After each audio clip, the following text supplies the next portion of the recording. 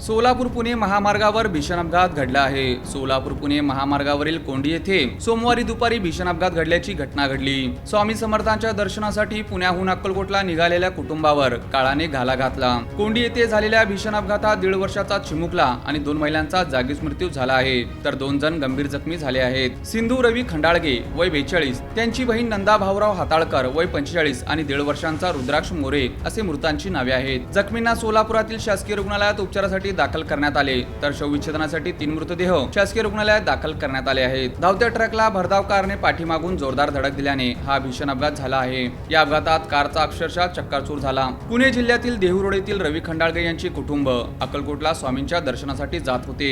या अपघातात सिंधू रवी खंडाळगे वय 42, त्यांची बहीण नंदा भाऊराव हाताळकर वय 45 आणि 1.5 वर्षांचा रुद्राक्ष मोरे यांचा जागीच मृत्यू झाला आहे, तर रुद्राक्षचे वडील उत्तम प्रकाश मोरे वय 32 आणि आई साक्षी मोरे हे दोघे गंभीर जखमी झाले आहेत। त्यांच्यावर उपचार सुरू आहे। सदर घटनेची नोंद सोलापूरच्या सिव्हिल पोलीस चौकीत करण्यात आली आहे।